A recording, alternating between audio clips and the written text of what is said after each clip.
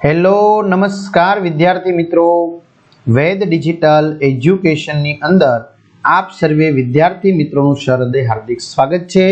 આજે આપણે ધોરણ 5 વિષય પર્યાવરણ કે જે તારીખ 23/12/2023 ના રોજ જે 1 કલાકનું તમારું એકમ કસોટીનું પ્રશ્ન બેંક લેવામાં આવી હતી, જેમાં પ્રકરણ હતા 13 થી 14 અને 25 ગુણનું।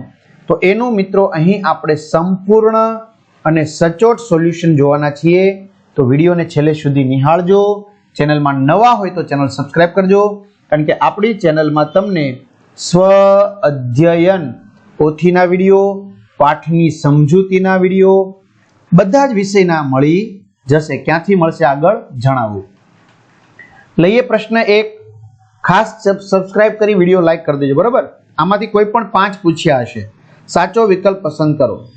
નીચેના પૈકી કયું શહેર હિમાચલ પ્રદેશની પહાડીમાં આવેલું છે? મનાલી। કઈ જાતિના લોકો ઊંચા પર્વતો પર રહે છે? ચાંગપા। ચાંગથાંગ દરિયાની સપાટીથી આશરે કેટલા મીટરની ઊંચાઈ પર છે? 5000। પર્વતોમાં રહેતી કઈ જાતિના લોકો માટે ઘેટા બકરા જ તેમનો ખજાનો છે? ચાંગપા।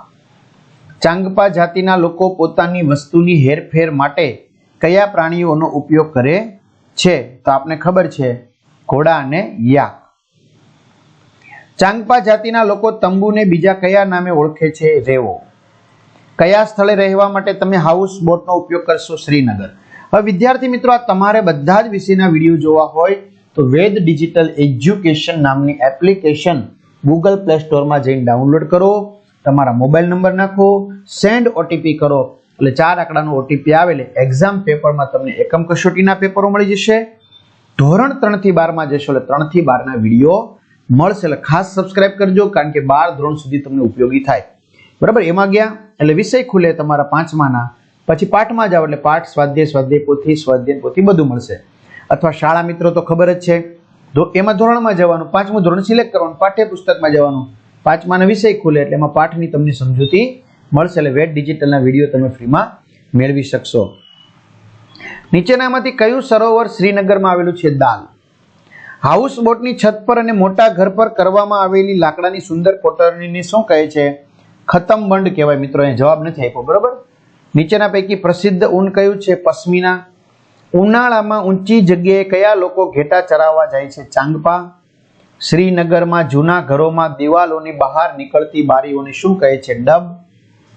500 મીટરથી વધુ ઊંચાઈએ પહોંચતા નીચે પૈકી કઈ મુશ્કેલીઓ સૌથી વધુ અનુભવાય છે?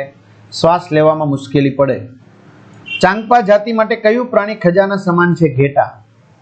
પશ્મિના શાલ કયા પ્રાણીના વાળમાંથી બને છે? બકરી। ચાંગપા લોકો ઘેટા અને બકરાને રાખવાની જગ્યાને શું કહે છે? લેખા। લેખાની દિવાલો શાની બનેલી હોય છે? પથ્થરની। દાલ સરોવરમાં ફરવા માટે તમે શેમાં મુસાફરી કરશો? શિકારામાં। ઠંડા રણ તરીકે કઈ જગ્યા જાણીતી છે? લદાખ। કાશ્મીરના લોકો કઈ ઋતુમાં ફળો અને શાકભાજીની સુકવણી કરે છે? ઉનાળામાં। વધુ ઠંડી પડતી હોય તેવી જગ્યાએ તમે ફરવા જશો તો કેવા કપડાં પહેરશો? ગરમ। રાજસ્થાન રાજ્યની રાજધાની કઈ છે? જયપુર। મનાલી કેવા વિસ્તારમાં આવેલું છે? પહાડી। 0°C તાપમાન થઈ જતું હોય તેવા શહેરનું નામ જણાવો? શ્રીનગર। શ્રીનગર એ દિલ્હીની કઈ દિશામાં આવેલું છે? ઉત્તર।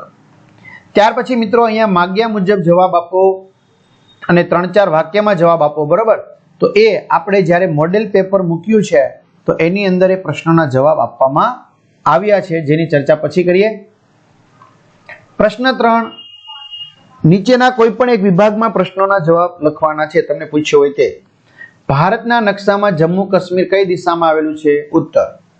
ગુજરાત રાજ્યની સરહદ બીજા કયા રાજ્ય સાથે જોડાયેલી છે? રાજસ્થાન, મધ્યપ્રદેશ અને મહારાષ્ટ્ર। કેન્દ્ર શાસિત લદ્દાખ કયા રાજ્યમાંથી અલગ કરવામાં આવેલું છે? જમ્મુ અને કાશ્મીર। આપેલ નકશામાં કઈ દિશાને આધારે અન્ય દિશાઓ શોધી શકાય છે? ઉત્તર। મુંબઈ કયા રાજ્યમાં આવેલું છે? મહારાષ્ટ્ર। ભારતના નકશામાં તમિલનાડુ કઈ દિશાએ આવેલું છે? દક્ષિણ। જો મિત્રો તમારા પીડીએફ જોતી હોય સોલ્યુશન સાથેની, મળી જશે, ફ્રીમાં મળશે, ફ્રીમાં। ક્યાંથી મળશે હું જણાવીશ। જમ્મુ કાશ્મીર રાજ્યની સરહદ બીજા કયા રાજ્ય સાથે જોડાયેલી છે? પંજાબ। ભારતના નકશામાં દ્વારકા કયા રાજ્યમાં આવેલું છે? ગુજરાત। ગુજરાતને અડીને ઉત્તર દિશાએ કયું રાજ્ય આવેલું છે? રાજસ્થાન। જયપુર કયા રાજ્યમાં આવેલું છે? રાજસ્થાન. ભારતના નકશામાં જો તમને આ સી વિભાગ પૂછ્યો હોય તો ભારતના નકશામાં ગુજરાત કઈ દિશા આવેલું છે? પશ્ચિમ. મહારાષ્ટ્ર રાજ્યની સરહદ બીજા કયા કયા રાજ્ય સાથે જોડાયેલી છે? ગુજરાત અને મધ્યપ્રદેશ. દાલ સરોવર કયા રાજ્યમાં આવેલું છે? જમ્મુ. ગુજરાતને અડીને દક્ષિણ દિશાએ કયું રાજ્ય આવેલું છે? મહારાષ્ટ્ર. ભોપાલ કયા રાજ્યમાં આવેલું છે? મધ્યપ્રદેશ. જો તમને ડી પૂછવું હોય તો ભારતના નકશામાં અરુણાચલ પ્રદેશ કઈ દિશાએ આવેલું છે? પૂર્વ. તમિલનાડુ રાજ્યની સરહદ બીજા કયા કયા રાજ્ય સાથે જોડાયેલી છે? કેરળ, આંધ્રપ્રદેશ. શિમલા કયા રાજ્યમાં આવેલું છે? હિમાચલ પ્રદેશ. ટ્રેનના પાટાની સંજ્ઞા દર્શાવો, બેમાંથી કોઈ પણ એક. ગુજરાત રાજ્ય મધ્યપ્રદેશ રાજ્યની કઈ દિશામાં આવેલું છે? પશ્ચિમ. ભારતના નકશામાં હિમાચલ પ્રદેશ કઈ દિશાએ આવેલું છે? ઉત્તર. ભારતના નકશામાં બેંગ્લોર કયા રાજ્યમાં આવેલું છે? કર્ણાટક. મહારાષ્ટ્ર રાજ્યની સરહદ બીજા કયા કયા રાજ્ય સાથે જોડાયેલી છે? મધ્યપ્રદેશ, ગુજરાત.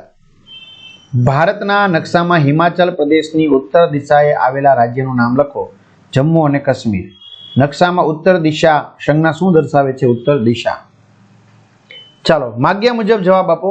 તો નીચેના ઘર બનાવવા માટે વપરાતી વસ્તુની યાદી. ઝૂંપડું બનાવવું હોય તો શું જોવે? પાકું મકાન બનાવવું શું જોવે? બરાબર. તો તમારે યાદી બનાવવાની છે. નીચે આપેલા ઉદાહરણ પ્રમાણે બીજી આપેલી પરિસ્થિતિમાં તમે શું કરશો? ઉદાહરણ: પૂર આવે ત્યારે તો કે ઊંચાઈવાળી જગ્યાએ જતા રહીશું, ટોર્ચ તેમજ જરૂરી સામાન સાથે રાખીશું. રેડિયો અને ટીવી પરના સમાચાર સાંભળતા રહીશું. ધરતીકંપ આવે ત્યારે તો મેદાન વિસ્તારમાં જતા રહીશું, વૃક્ષ નીચેથી દૂર થઈશું. બરાબર. આગ લાગે ત્યારે ઝડપથી મકાન આપણે ખાલી કરી દઈશું. તો આવી રીતે તમારે આમાં બધું લખવાનું છે. ચલો ખરા ખોટા. ભૂકંપ થાય ત્યારે રસ્તા પર વાહન ઊભું રાખી દેવું જોઈએ, ખરું? તો આપણે મુદ્દો મળી ગયો. જો આ ભૂકંપ વાળો આવી ગયો, ધરતીકંપ એટલે ભૂકંપ, ત્યારે શું કરવું જોઈએ? તો આવી ગયો જવાબ એમ. આમાં જવાબ છે. ધરતીકંપ આવે ત્યારે, ભૂકંપ એટલે ધરતીકંપ આવે ત્યારે મકાન કે ઇમારતની નીચે ઊભું રહેવું જોઈએ, ખોટું. ન ઊભું રહેવું જોઈએ, આવી ગયું. અગ્નિશામક દળના લોકો ધરતીકંપ વખતે મદદરૂપ થાય, ખોટું. ધરતીકંપના ફસાયેલા લોકોની શોધખોળ માટે કૂતરો ઉપયોગી નથી, ખોટું. ધરતીકંપ વખતે બહુમાળી ઇમારતોના નુકસાન થવાની શક્યતા વધુ રહે, ખરું. ગામડામાં કે શહેરમાં મકાન બનાવવા માટે કોઈની મંજૂરીની જરૂર નથી, ખોટું. ધરતીકંપ માનવ સર્જિત આપત્તિ છે, ખોટું. ધરતીકંપ વિશેની માહિતી ડોક્ટર આપે છે, ખોટું. આપત્તિના સમયે આપણે એકબીજાને મદદરૂપ થવું જોઈએ, ખરું. ધરતીકંપ વખતે પશુને બાંધી રાખવા જોઈએ, ખોટું. છૂટા મૂકી દેવા જોઈએ. ચાલો ખોટો શબ્દ છેકી વાક્ય ફરતી લખો. 26 જાન્યુઆરી 2001ના દિવસે કચ્છમાં મોટો ધરતીકંપ આવ્યો હતો. ધરતીકંપમાં ઘવાયેલા લોકોને સારવારની જરૂર હોય છે. ધરતીકંપમાં દટાયેલા લોકોને બચાવની જરૂર હોય છે. રહેવા માટે તંબુ, મકાન ઝડપથી બને છે. ધરતીકંપની શક્યતા વિશે વૈજ્ઞાનિકો અભ્યાસ કરે છે. ધરતીકંપ પછી ઘણા ઇજનેરો ખાસ પ્રકારના મકાનની રચના માટે માર્ગદર્શન આપ્યું. જો ધરતીકંપ આવે તો કાચા મકાન ઝડપથી પડવાની શક્યતા રહે છે. ધરતીકંપ આવે ત્યારે પશુને છોડી દેવા જોઈએ. ધરતીકંપ વખતે ખુલ્લા મેદાનમાં રહેવું જોઈએ. ફાયર સ્ટેશનના કર્મચારી આગ બુઝાવવા મદદરૂપ થાય છે. દવાખાનામાં લોકોને સારવાર મળે છે. ઘાયલ વ્યક્તિને લઈ જવા એમ્બ્યુલન્સનો ઉપયોગ થાય છે. મૃત પ્રાણીઓના નિકાલ માટે પશુ દવાખાનાને જાણ કરશો. આગ લાગે ત્યારે ફાયર સ્ટેશનને જાણ કરશો. માનવ સારવાર માટે એમ્બ્યુલન્સ બોલાવવા 108 નંબર ડાયલ કરવો. તો મિત્રો આ સંપૂર્ણ સોલ્યુશનની પીડીએફ તમારે ફ્રીમાં જોતી હોય તો ક્યાંથી મળશે? તો વેટ ડિજિટલ એજ્યુકેશન નામની એપ્લિકેશન ડાઉનલોડ કરી, મોબાઈલ નંબર નાખ્યા, ઓટીપી આવ્યો 4 આંકડાનો નાખ્યો તો એક્ઝામ પેપર નામનું પેજ ખુલે. એમાં તમને આ એકમ કસોટી મળી જશે. 3 થી 12 માં 3 થી 12 ધોરણના વિડીયો મળશે. તો તમારા ધોરણના વિડીયો મેળવી લેવા, તમારા ભાઈ બહેન સગા સંબંધી મિત્રોને જાણ કરવી. તો અહીં સુધી રાખીએ. અસ્તુ. જય હિન્દ, જય ભારત.